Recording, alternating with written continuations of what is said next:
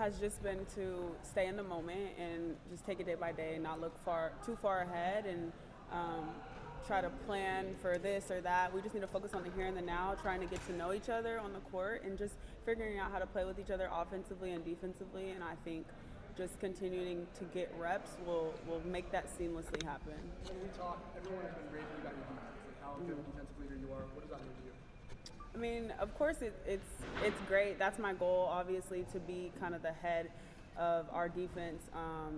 Obviously, Chris coached me before in Connecticut, and he was the defensive kind of guru there. And so I think I learned a lot from him and Jazz, who's on staff here. So it's nice being able to have defensive-minded coaches.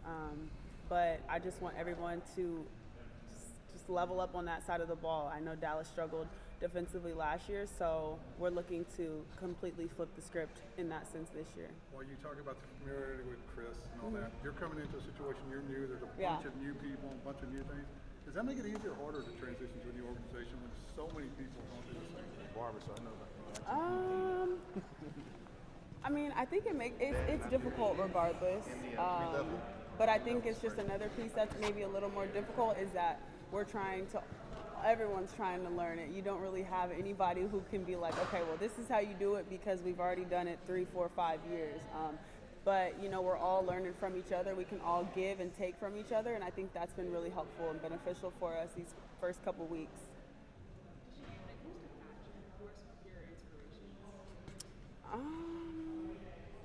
Fashion-wise, I don't know. Honestly, I try to go on Pinterest and stuff and look at people who have similar body types because I don't really go with the trends because everything doesn't look good on every body type in my opinion. And so I know some stuff don't look good on me because I don't have no hips yet. So I have to find clothes that, fit my body right. And I always just like to do something with a little hint of feminine, pink or a little sparkle or something like that. Throw a heel on with some sweats. I love just being a girl. I was about to ask you, heels, flats, or sneakers. One. Heels. 3 things you can't live without. I'm gonna say heels because I wear sneakers for my job. So I'm already always wearing sneakers. And I like to stand in that confidence of being a tall woman and not being afraid to still wear heels. So I'm gonna say heels. And then what was the second question? 3 things you can't live without. Oh, that's tough. I'm gonna go with my phone because I can talk to people. I can get the Bible app on there, so I'm eliminating that right there.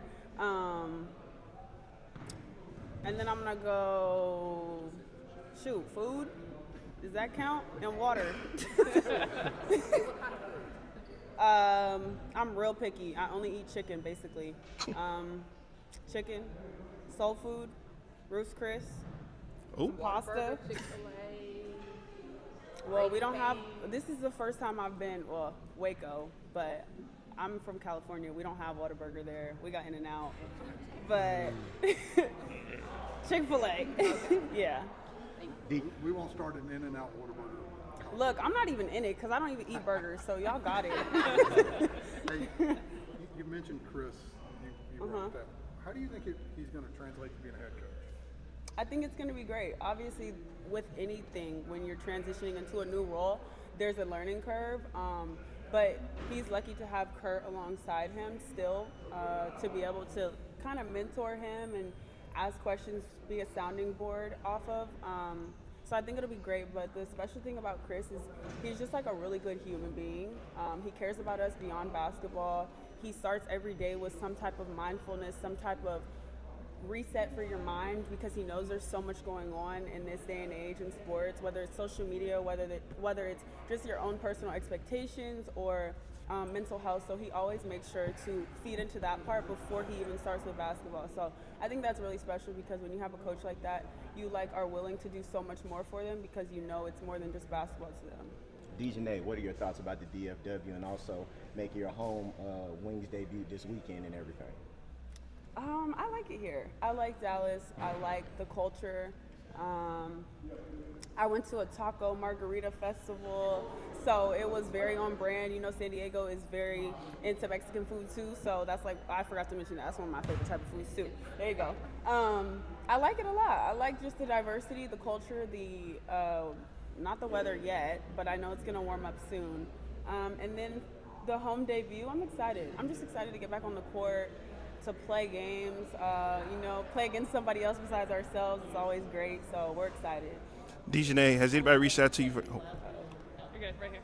I love that you said you love being a girl. How do you summarize the mindset that allows you to be so set in your femininity, but also be the aggressive, dominant athlete that you are? Yeah, I talk about this all the time. I just feel like they're not mutually exclusive, and people for a long time, tried to make it either you can be a competitive athlete or you can, stand in that femininity. And I like to bridge the two and show that there is intersectionality. Women, people in general, have so many different things that you can do at once. And I'm always gonna show up as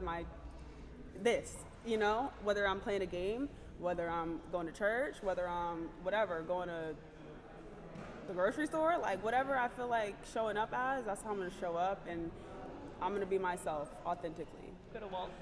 I was just curious if anybody's reached out to you about car endorsement deals with the seatbelt. No, not yet. Where the camera at? Let's do it.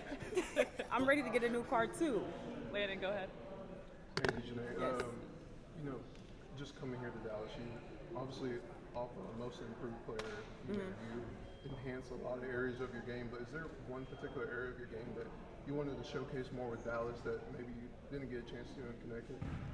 I would say just creating off the bounce. I think it was a lot of late clock or broken plays in the half court or the quarter court where I got the ball and it was like you got to just get to the rim quickly. But I think just being able to create and kind of use different moves and create for my teammates, I'm excited to be able to do that. And just continue to get better at everything I was continuing to work on in Connecticut. You have time for one more? Speaking of Connecticut,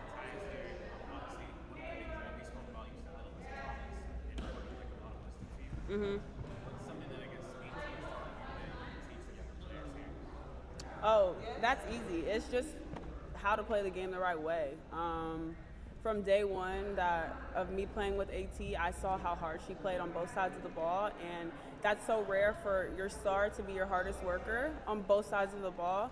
I think sometimes people take plays off on one side or the other, and watching AT and being able to be alongside her and seeing how hard she goes every single possession, whether it's whether we're up 50 or whether we're down 5 or down 50, it's just she plays so hard, and I think that's why I have so much respect for her and why I allow her to when I was obviously her teammate, but when I allowed her to coach me so hard is because I can take whatever you're saying because you're doing it too. You're leading by example through your play and through your actions, and so I think just being able to tell the next group and tell our players just play harder, effort, regardless of what happens. Mm-hmm. Thank you. You're welcome. Thank you, Dijonai. No prob. Thank you.